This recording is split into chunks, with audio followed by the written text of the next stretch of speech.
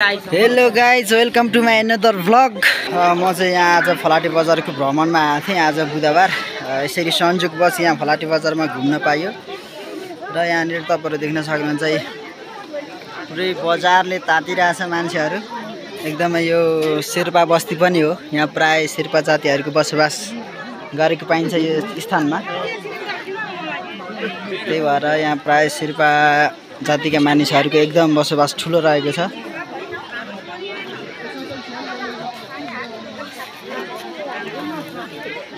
बजारले त्यति साह्रो ठुलो मार्केट त छैन, तैपनि सामान्यतया हरेक प्रकारका सामानहरू चाहिँ पाइँदो रहेछ यतातिर। यु क्यान सी हियर, यो चाहिँ फलाटे बजार हो। ओखलढुङ्गा जिल्लाको खिचिदेम्मा गाउँपालिकामा अवस्थित यो एकदमै चर्चित र पुरानो बजार हो। यो यहाँ चाहिँ आजभन्दा 10-12 वर्ष अगाडि चाहिँ एकदमै निकै ठुलो बजार व्यवस्थापन थियो। तर अहिलेको हालमा चाहिँ अब सबै ठाउँमा घरघरमै पसलहरू, यातायात व्यवस्थाहरू भइसकेपछि यहाँको माहौल यस्तो भएको छ। अहिले यहाँ चाहिँ एउटा ठुलो भाँडाकुँडा बजार रहेछ। त्यहाँनिर दुईटा बोकाहरू पनि बाँधेको रहेछ। मान्छे आउनु जाने क्रम जारी छ। यहाँभन्दा माथि मान्छेहरू उभिराख्नु भएको छ। त्यहाँनिर चाहिँ खसी बाख्रा बोका राख्ने ठाउँ हो। त्यहाँ चाहिँ खसी बाख्रा बोका वितरण भइरहेको छ। यहाँ एउटा अङ्कलले यसरी सानो खसी डोलेर ल्याउनु भएको रहेछ। यहाँनिर ठुल्ठुला दुईटा 3-4वटा खसी बोका छन्। अहिलेको अवस्थामा चाहिँ यहाँको बजार निकै कम मात्रामा लागेको छ। पहिलेको तुलनामा एकदम ठुलो थियो। यहाँका यी पुराना घरहरू यी सबै अहिले बन्द भएका रहेछन्। यहाँको चौरको व्यवस्था पनि अहिले पुरा रूपमा विकसित भइसकेको रहेनछ। यहाँ यसरी अब ठाउँ ठाउँमा कपडा पसल अनि यो किराना पसल, जुत्ता पसल लगायत सम्पूर्ण सामानहरू यसरी यो जिरे खुर्सानी, चिनीहरू धोक्रामा हालेर केराहरू हरेक कुरा पाइँदो रहेछ। पाउन चाहिँ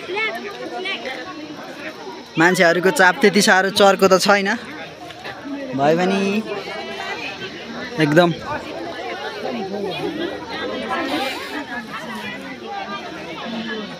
यस्तो छ यहाँको माहौल। फलाटे बजार, खिजी फलाटे बजार भनेर एकदम पपुलर छ यो ठाउँ।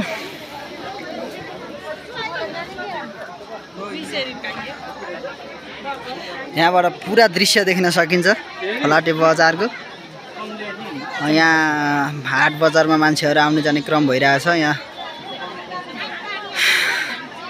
पुरै हाट बजारले अहिलेको माहौल तताइरहेको छ। सामानहरू किनबेच, विभिन्न प्रकारका कुचोहरूदेखि लिएर हरेक कुराहरू चाहिँ यहाँ पाइने रहेछ। फलफुल हरेक कुरा, अब बेसारहरूदेखि लिएर सबै कुरो क्या एकदम सस्तो महँगो के कस्तोमा अब बिक्री वितरण भइरहेको रहेछ। यसरी सुर्तीहरू, सुकेका खोर्सानी, चुरोट, नाङ्ला, डाला इत्यादि कुराहरू पाइने रहेछ।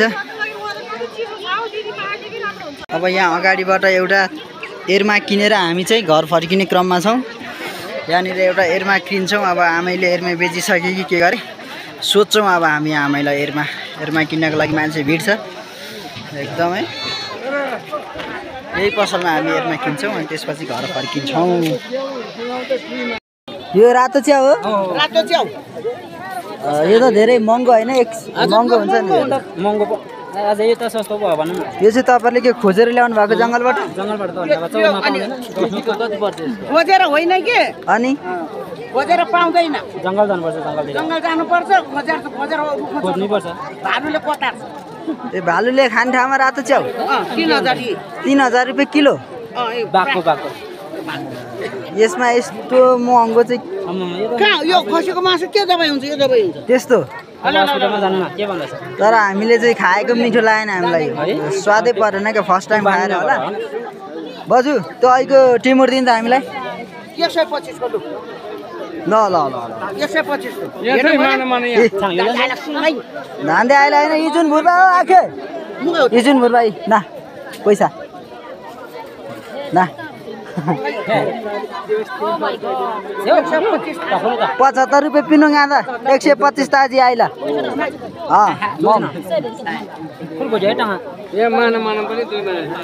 चुप्पे साल झुकु चाहिँ 1 रुपियाँ मानु आखे 100 ए इजु 150 रुपियाँ मानु खै 50 रुपियाँ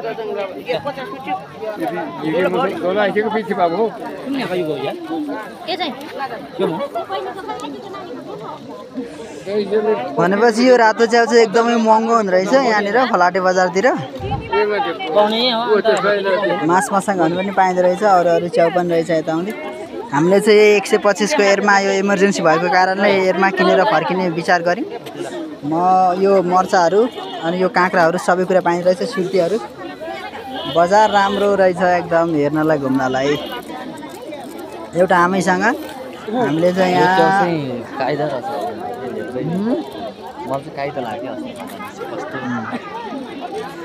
किटिन मुखैले धान आचा भले खाल्जे का आचा हो क्या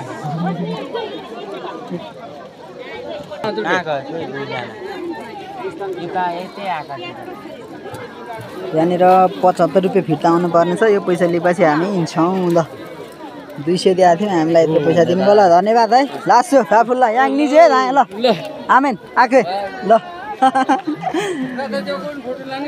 कहाँ गयो तिनीहरू दुईजना पनि हराए